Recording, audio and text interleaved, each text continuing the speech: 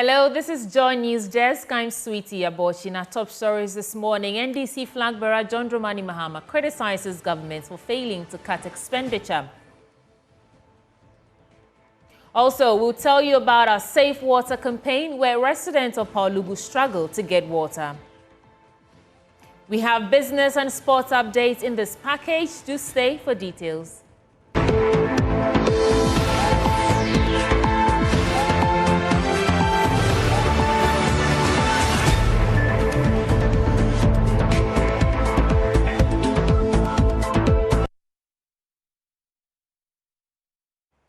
Now, flag bearer of the National Democratic Congress, John Dramani Mahama, has lashed out at governments for its unwillingness to cut down expenditure. This, he says, is affecting Ghana's debt situation, both internally and externally.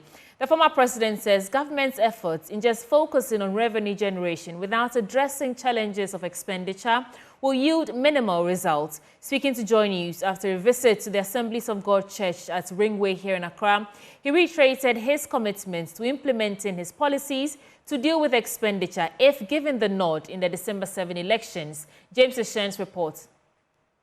Former president admonished fathers to continue playing their roles irrespective of the current economic situation. That they should persevere. We're celebrating Father's Day this year in not too conducive an environment. We all know what the financial crisis and the economic crisis have caused, and so a lot of families are struggling to keep things going. I'll just ask them to keep their heads up and that there are brighter days ahead. It's an election year, they should make the right choice. On the state of the economy, he indicated that government efforts in just focusing on revenue generation without addressing challenges of expenditure will just yield a minimal positive result. And I'm sure that if I do emerge as president, I have the experience to do the things that will turn this economy around and make Ghanaians smile again. Talking about the financial crisis and also being the president. Now, when given the nod, we are now under the 75 IMF program. What are some of the measures you want to put in place to make sure that we don't go back, and even for successive government? When I announced the last IMF program, I said it will be the program to end all programs, and that it was my hope that we will not go into another IMF program ever again. Unfortunately, my prophecy did not come to pass.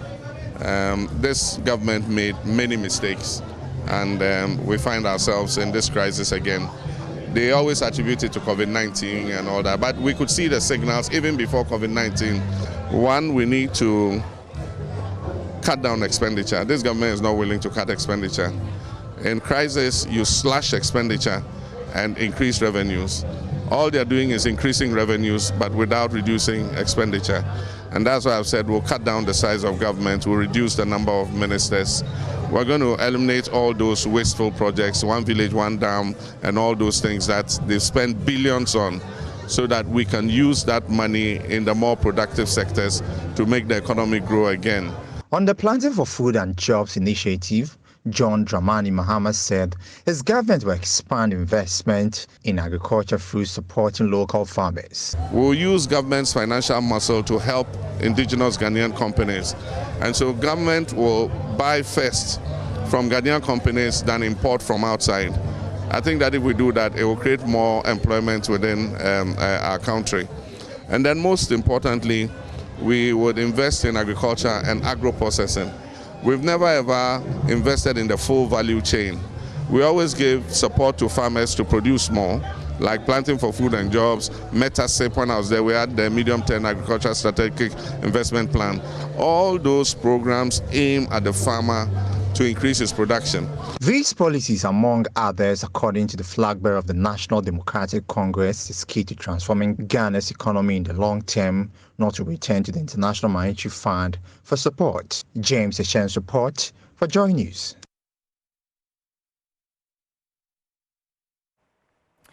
We have Palgrave Boachidankwa, who is government spokesperson on governance and security, joining us. Palgrave, it's good to have you join us this morning. What do you make of the former president John Dramani Mahama's assertion that this government not cutting down on expenditure will only produce minimal results?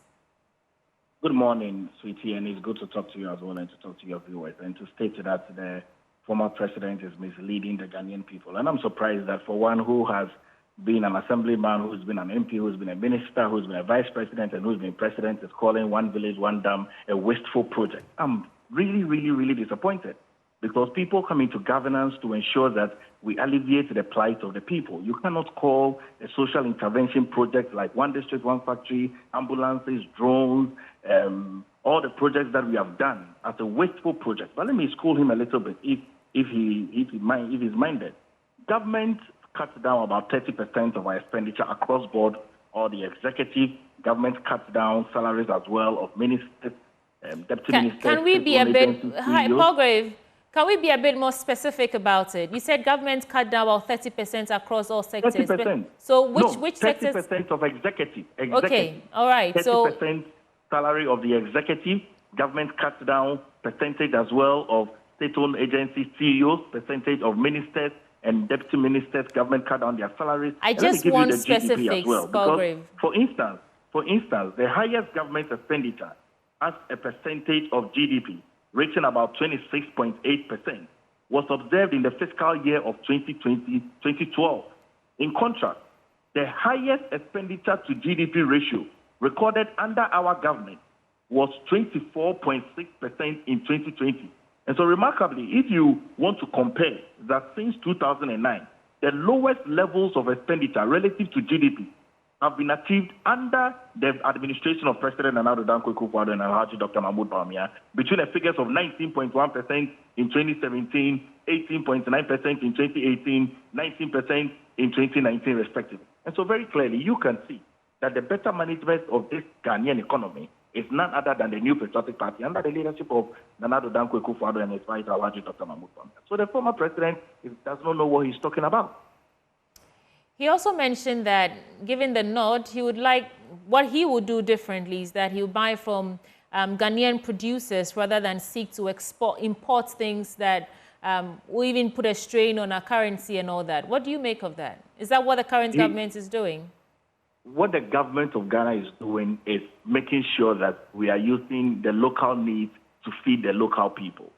In our quest to do One District, One Factory, is the local need, local raw materials that we are using.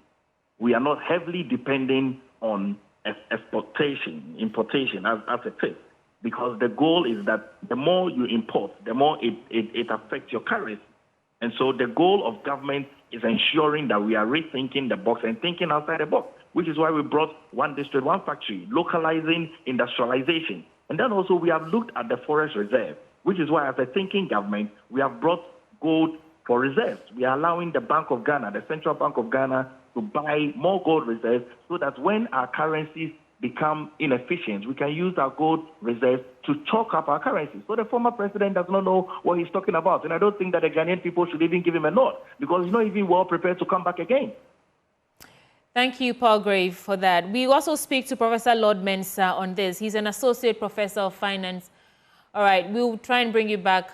We'll bring back Professor. But Palgrave, thank you for joining us. Moving on, the Minister for Roads and Highways, Francis Assenso-Boakye, is touting the governing New Patriotic Party's achievements in the road sector. He said, apart from road infrastructure, this administration has also performed better in other areas like education, health, among others. Mr. Assenso-Boakye spoke in Yendi when he paid a courtesy call on the overlord of Dagbon, Indanya Yana Abukari II, as part of his working visits to the region. Martina Bugris reports. Speaking at the Gbewa Palace in Yendi, the Minister for Roads and Highways, Francis Assenso-Boakye, said he was impressed with the development of the area, calling on the people of Yendi to vote for Dr. Mahmoud Bawumia and Alhaji Farouk Aliu Mahama to continue with the development. Everybody can attest to the fact that the work that we have done, the Nana Akufo-Addo, Dr. Bawumia administration has done in the area of roads and highways and bridges and interchanges. No other government has been able to do what we have done in the history of Ghana. Today, when I entered Yendi, Then I realized that, you deserve the kind of road infrastructure that we are experiencing today. Apart from the road infrastructure, in the area of education, in the area of health, no government has performed better than the Kufuor and Bawumia. The overlord of Dagbonyana, Abukari II, said the region has had its fair share of development, adding that the area has become attractive to investors. The achievements of government in Dagbon and Ghana in general cannot be overemphasized. Dagbon is now a very attractive place for investors, tourists, etc. On behalf of the chiefs and people of the area, I wish to encourage government to bring more development projects which will meet the desires and expectations of the good people of Yendi and Dagbon as a whole. I wish to use this opportunity to appeal to government to speed up the ongoing road projects such as the Yendi Saboba Road, Yendi Cherpole Road, Bushegu Karga Nanton Tamale Road, Kumbungu Bulong Yampala Road, Tale Longbo Road, just to mention a few.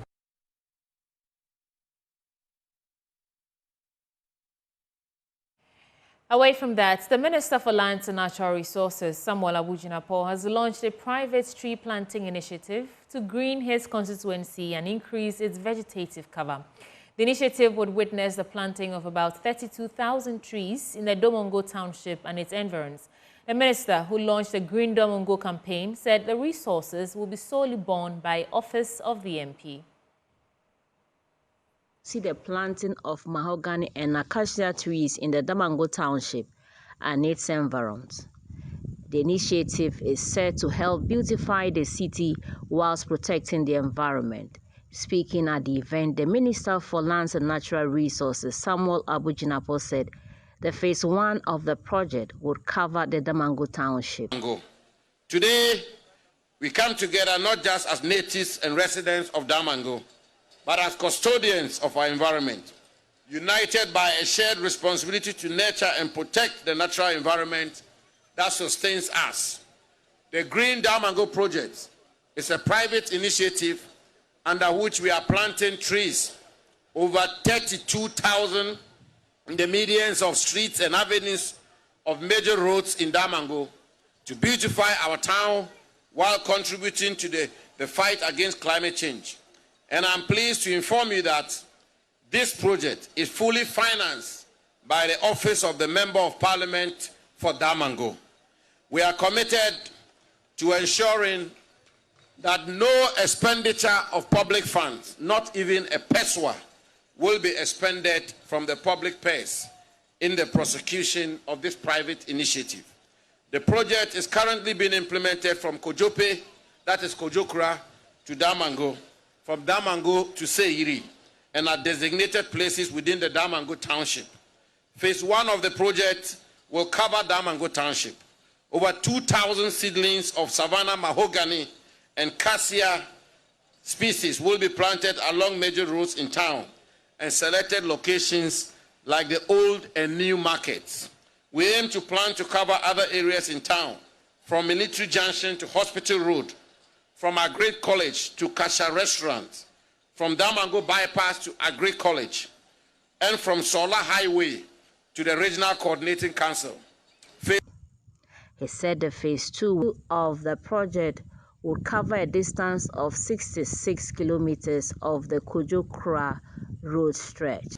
Phase 2 of the project will plant on both sides of the Kojokura to Domongo Road, covering a distance of 66 kilometers to both the left and right-hand side of traffic, totaling 132 kilometers.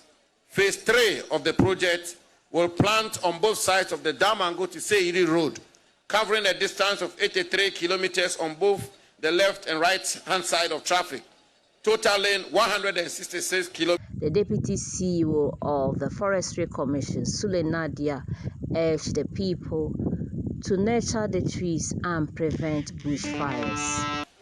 Planting trees is not just lowering the trees into the soil. That's why we don't call it tree planting, we call it tree growing. We need to nurture these trees. And therefore, we need to keep bushfires off from these trees and then keep off goats from the trees so that these trees can grow and flourish, so that one day we can look back and say that the minister has led this society and our community to become more greener than he met it when he came. Now, Member of Parliament for Wa West, Superintendent retired Peter Lanchon Tobu, has called on feuding factions in the communal conflict between the people of Lasia Tolu and Kendo to lay down their arms and allow peace to prevail. 3 people have died as a result of the conflict, with 1 person in critical condition. Addressing a press conference in Wa, he said the people should channel their energies to fight poverty, disease and ignorance. Rafiq Salam reports from Wa. The Wa West Member of Parliament, Superintendent retired Peter Lanchon Tobu, noted that the communal conflict between the people of Lasia Tolu and Kandiao that erupted into a violent attack with recorded fatalities on Saturday is unfortunate, to say the least. Superintendent retired Peter Lanchon Tobu calls for truce between the feuding communities. No conflict can be resolved through the use of lethal or non-lethal force. Excessive anger has no place in conflict resolution. Let's allow cool heads to reign. My deepest condolences to the families of the deceased persons. I wish the injured and the wounded a speedy recovery. May this never be repeated anywhere in the Wa West district. We love the peaceful coexistence we've enjoyed over the years. Brothers and sisters, if there is any battle to fight, we should unite to fight against poverty. Let's fight against deprivation. Let's fight against ignorance. And let's fight against underdevelopment. 3 persons are dead and 1 critically injured and receiving treatment at the hospital. He commended the police, military, and other security agencies in the region for a timely response. What the police are doing is contributing to ensuring the safety of citizens and ensuring the stability of the place. As a member of parliament, my role in representing the people is to let the world know that this is a conflict and we are behind the scene working very hard. I think the whole of yesterday we've coordinated. We've collaborated with the Regional Security Council, the District Security Council, and we've gotten men and women in uniform representing the Ghana security sector to ensure that there is peace between the people of Lasia Tolu and Kendo. And I can assure you, all of us will contribute our quota to bringing back the peace that we've enjoyed over the years between these 2 communities. He says they are collaborating with the security agencies to ensure lasting solution to the conflict. There are still apprehensions, there are still suspicions, but so far, calm has returned, an easy calm for that matter. And we know in conflict areas, we say every calm that you see is still the unpredictable calm. You can't predict it from coming, and you can't predict when it goes away. But it is our hope that what I've seen this afternoon be maintained by the men and women in uniform, so that by tomorrow we'll continue to grow from strength to strength. And Kandao and Lasia Tolu will return to the peaceful state that we found them many years ago. He reiterated that the conflict is between 2 communities and not another community, calling on the media to be circumspect in their reportage. Let me urge you in the media and the general public to be cautious of misinformation regarding this issue. Verify your facts before you publish. I also entreat all to support the return of peace between the feuding parties of Lasia Tolu and Kandao. And let me repeat this for emphasis' sake. The conflict is between 2 communities, Lasia Tolu and Kandao. It is not a conflict between Brifos and Wallace. It is not a conflict between Brifos and Wallace. It is a special, unique conflict between these 2 communities. And I think that when we understand the nuances, we should be able to provide support to find lasting solution to this disturbing conflict. Reporting for Joy News, Rafiq Salam. Wow. Let's stay in the Northern Belt now. For our Save Water campaign this morning, we tell you the story of how some residents of the Upper West Region town of Paulugu are forced to depend on dirty water from streams and dugouts for their household chores and sometimes to drink. Regional correspondent Albert Sorry follows one of the residents as he goes in search for water for his family. Pualugu, a small, decent, and relatively quiet town in the Talense district of the Upper East region. This town is famous for the defunct Pualugu tomato factory and now the failed Pualugu multipurpose dam project. But what many may not be aware of is how difficult it is for some of the residents of Pualugu to get water for their homes. This is the Anogolayu suburb of Pualugu. For the people who live here, getting water to do anything is tantamount to going on a hunt. It is approaching midday, and Wilson Abba, one of the residents here, goes in search of water for his family, accompanied by his 4-year-old daughter. Wilson had hoped that this stream, about 600 meters behind his house, would have some water, but he is not lucky today. The water that used to be here has dried up because there has been no rain for over 2 weeks. Wilson must go further in his search. Finally, he arrives at another stream a little over a kilometer away from his house. This one contains some stagnant, milky water.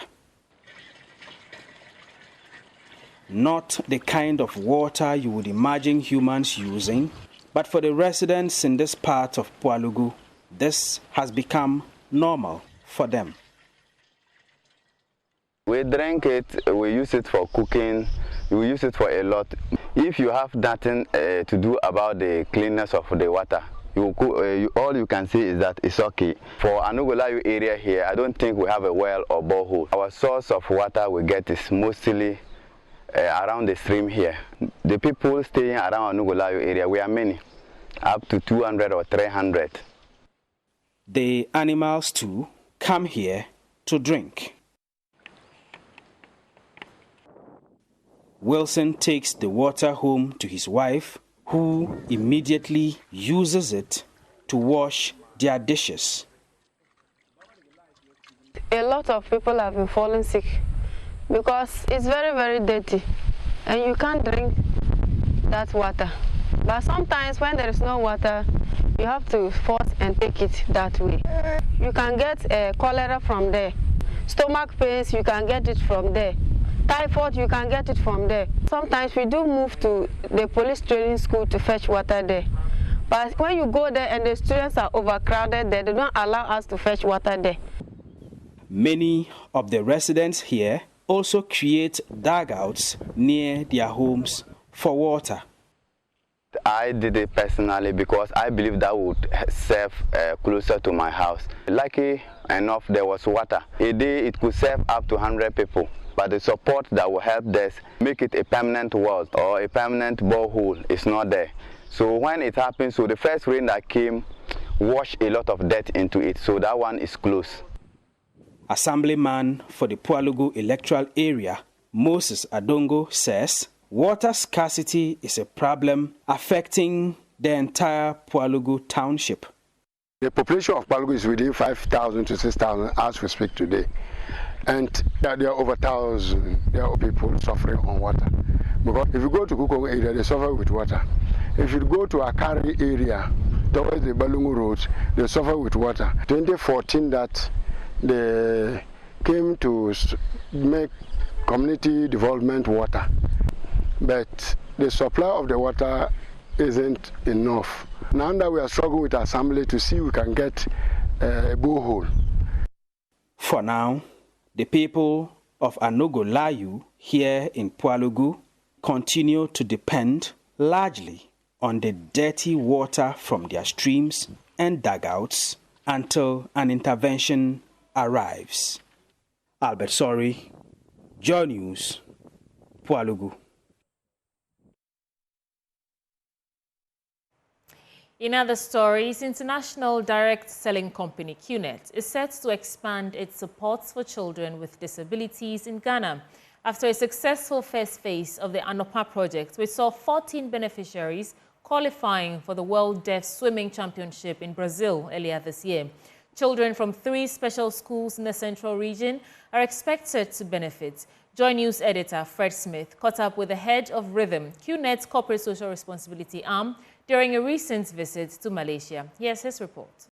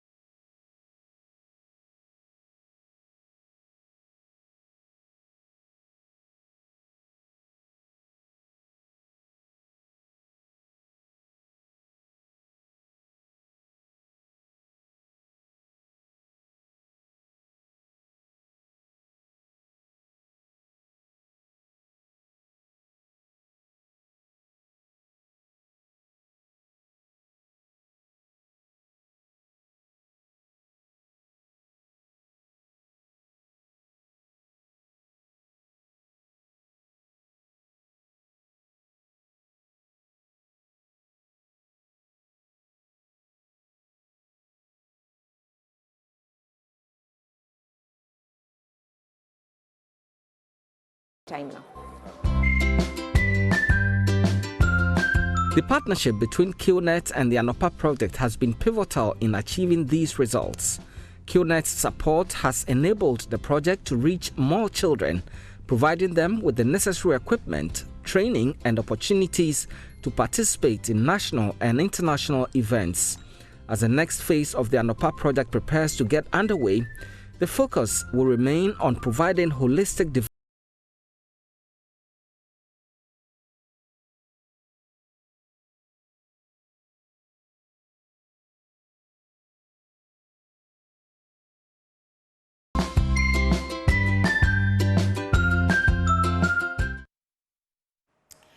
And now, Chairman of the Governing Council of the University of Education, Winneba, Nyeni Gate VII, is calling for a collective action to combat climate change and also preserve the country's environment. According to him, sustainable practices such as reducing waste, adopting renewable energy sources, and conserving water should be integrated into daily lives of Ghanaians. Speaking at the graduation ceremony at the university, he highlighted the crucial role of educational institutions in fostering environmental stewardship, encouraging students and faculty to lead by example in their communities. The graduation ceremony saw students bag several degrees, including PhDs. The chairman of the Governing Council of the University of Education, Winneba, Nyeni Gate VII, emphasized that environmental sustainability is essential for the future of Ghana and should be woven into the lives of the people. This congregation is a celebration not just of a graduate's accomplishments, but of your shared journey as a community. Environmental sustainability. Ladies and gentlemen, environmental sustainability is not just a choice, it is an imperative for the future of Ghana. We must all take collective action to combat climate change and preserve our nation's rich cultural heritage. Sustainable practices should be woven into the fabric of our daily lives. This means reducing waste, adopting renewable energy sources, and conserving water. Educational institutions like ours have a pivotal role to play in nurturing a culture of environmental stewardship. I urge our students and faculty to lead by example in their communities. Deputy Minister of Education, John Ntim Fojo, called for support for government education policies and urged the country to collectively own the policies being put in place. The role of education in our nation building is crucial, very critical, and cannot be overemphasized.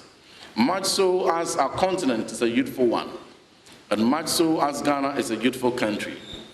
And therefore, we all as a country must be proud of the transformation that we are seeing in our education system. When we are making progress collectively as a country, we must resist the temptation of politicizing it and ensuring that we give the collective credit to the country, to our noble teachers, our parents, our learners who themselves are applying themselves to academic excellence and to want to do more. University of Education, Winneba, as an institution, and many individuals, professors, doctors, researchers from this institution have supported the Ministry of Education heavily in arriving at the transformation we see today, much as we recognize the contribution of other researchers and scholars across the country and our teachers. We must be proud that we are making strides in our education system. Vice Chancellor of the University of Education, Winneba, Professor Stephen Jobson Mitchell, was upbeat that the quality of the graduate the university is churning out would help build a resilient human resource base for the country. I want to reaffirm that the University of Education, Winneba, with its core mission of training competent professional teachers for all educational levels, is deeply committed to the objectives of the new SHS curriculum and will wholeheartedly support its implementation.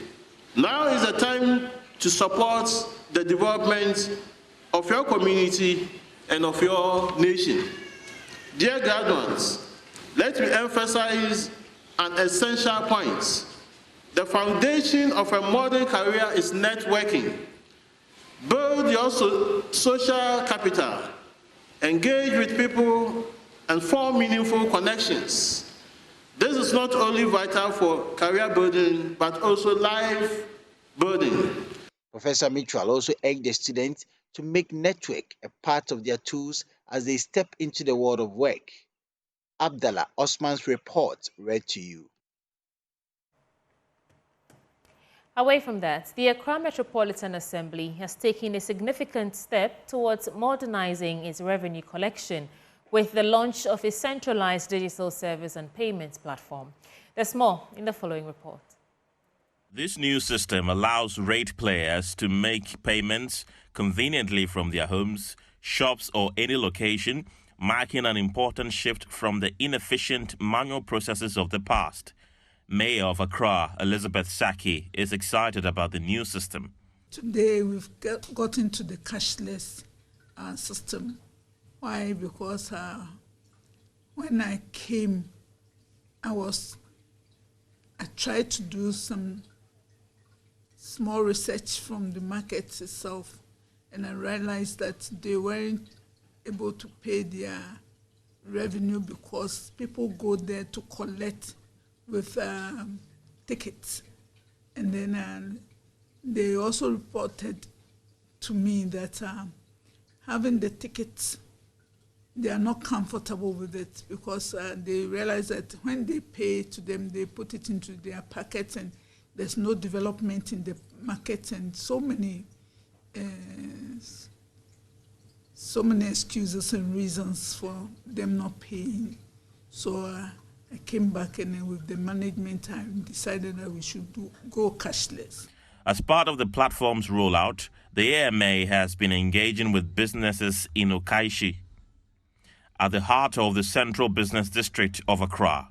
Joy News has been speaking to some of these traders. I would say the previous platform for payment was quite, difficult as compared to the current one. This time around, in the comfort of our office, we can do the payment. It's just by text message, then we follow the prompts, and we are able to do it. But my only problem with the new one is that when it gets to the check session, whereby you have to pay with a check or cash, they have a limit. The amount should be more than 3,000 before you can use the check. So when they even send you the bill and it's less than 3,000, companies like us that we have to pay with check, we can't do that. We are forced to use the mobile money or other platform before we can do the payment. So if that can be worked on, maybe reduce the limit to 2,000 or 1,000, then that will be fine for us. I think previously they have to bring us a bill before we make payments, and now they send us a message on our phone, and I think that one is better because we are always careful using our phone. You will never get it lost. It will never get lost. With the bill, sometimes it get lost. When they are in to collect money to, sometimes looking for the invoice or the receipt after payment too, you have difficulty with it sometimes because it might get lost. But with the new system, everything is on the phone for you. We can always reach out to it and show anybody who walks in to come and check whether you have paid it or not. Yeah. Second Vice President of GUTA, Charles Jan, hailed the new platform, describing it as innovative and strategic. We are talking about the AMA digitization, which is something that we consider very, very innovative and very, very strategic, in the sense that in the past, we encountered several problems. There were doubts of people who come around to issue receipts or to issue invoices. We are doubt with people who come around that we pay monies to. These things have been a problem for a very long time, but coming up with the digitization, it is affording us the opportunity to pay at our own time. There are no more stresses. You can pay us at when you want, but we always insist that you should pay before the period ends. At least by the last quarter of the year, you should have paid. So for us, we say it is a good innovation that all assemblies throughout Ghana should follow. President of the Apostolic Church Ghana, Apostle Dr. Aaron Amina, is asking Christians to sanctify themselves with the undiluted Word of God, describing the church as sick. He was speaking at the ordination of pastors and apostles at the Apostolic Retreat Center here in Accra. More in this report. The Apostolic Church Ghana has ordained 35 apostles, pastors and evangelists. The event was attended by a multitude of church members dignitaries and well-wishers who gathered to witness the official commencement of a new ministration for the church. Speaking to the media, the president of the Apostolic Church Ghana, Apostle Dr. Aaron Amina, says the church is fast losing its focus of producing the quality of Christians that are needed and underscored the need for the church to rise up to the occasion. He reiterated that the church is sick and needs healing with the undiluted word of God. The church itself is like a spiritual hospital, okay, where people come with all sorts of diseases, yes, and then Jesus Christ, who is the chief healer, heals us spiritually, emotionally, physically, and in all ways, okay. But the church system itself is diseased now, okay, where the church is fast losing its focus. And the church is not producing the kind of Christian it should produce. And that's why as a nation, we have many Christians, but we are facing a problem. It's a way of seeing things go back to the Word of God. He further added that if Christians will seek the righteousness of God, a lot of things will change. If Christians in Ghana will seek the righteousness of God, we wouldn't be where we are. Okay, and so for me, we should change the sight and the sound, the kind of light we have from the pulpit, the kind of sound we have from the pulpit. If we begin to change that and we are consistent enough, if you do something just in one day, it's not going to produce the result. You know, there are medications that you have to take after a certain regime over a period of time. And this is a chronic disease. If we aim at getting healed and being the kind of salt of the earth and light to this world that we have to be, God will make it possible. We'll take a break now. When we return, there's business news. Stick and stay.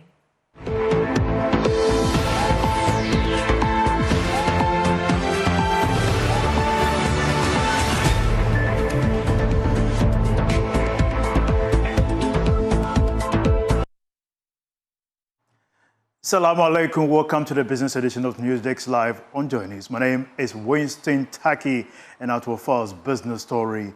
Some stakeholders within the information technology space are calling for more innovative technologies within the Ghana services sector. According to component manager at GIC Ghana, Emmanuel Mumuni, this will ensure efficiency and sustainability to increase the productivity.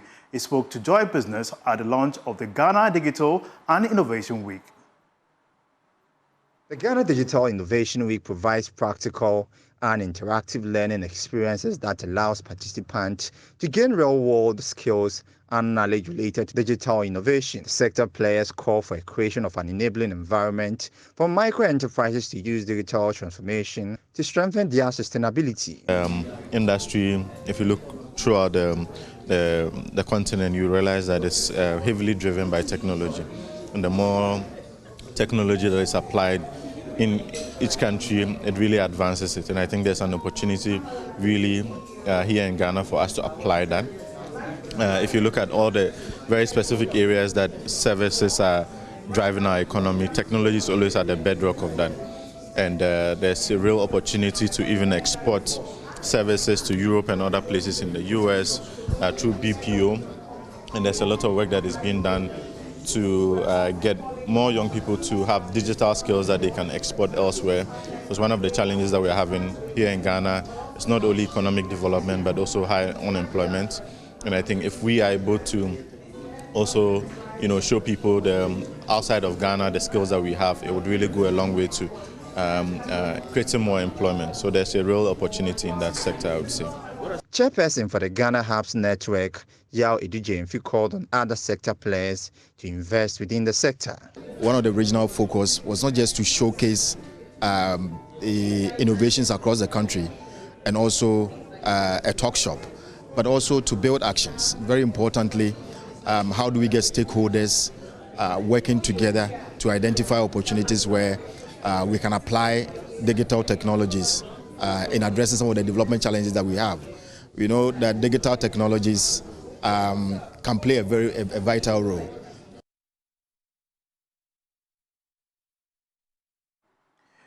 Human resource professionals in Ghana have been urged to align HR hybrid working plan with organizational corporate plan, according to President of the Chartered Institute of Human Resource Management, Dr. Edward Kwapon. Hybrid work regimes boost productivity and aid in the well-being of workers. He made these assertions after a visit to introduce the Institute's newly appointed Chief Executive Officer to the Minister of Education. Leading the delegation of HR Council members to the Minister, the President of the Chartered Institute of Human Resource Management, Dr. Edward Kwapon, said the visit was essential to deepen the relationship between the Institute and the Minister.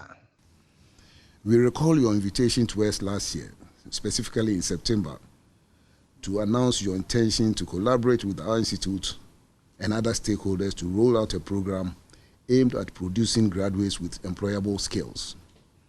At that meeting, you indicated the difficulty facing fresh graduates who are unable to find jobs because of their inability to demonstrate practical skills and applied knowledge, as they tend to be predominantly academic. It is trite knowledge that academic credentials without practice is lame, just as raw and crude practice without academic background is equally lame. We need both to realize the goals of every human endeavor. Minister for Education Dr. Yawose Educhum expressed appreciation for the visit and said human resource management is a key area for the transformation for the country to maximize productivity. We have districts, every one of them has HR officers. I have agencies at our ministry, over 22 of them. Everybody has an HR officer.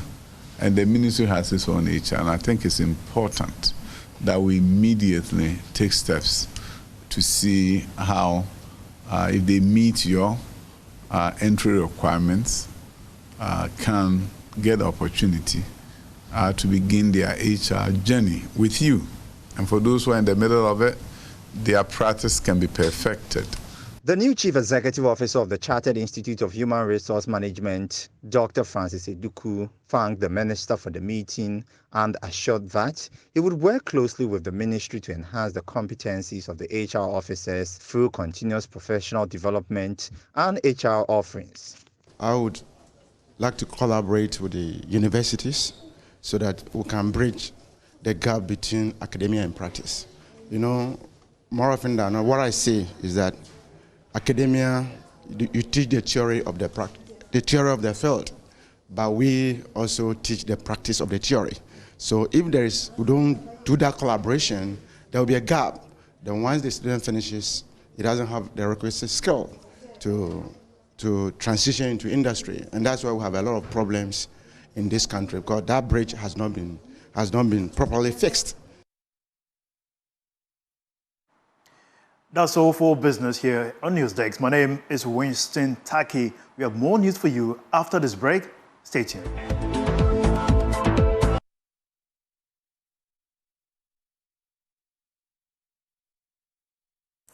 And it's a wrap for Joy Newsdesk this holiday edition. My name is Sweetie Aboshi. For more news, log on to myjoyonline.com. Thanks for watching.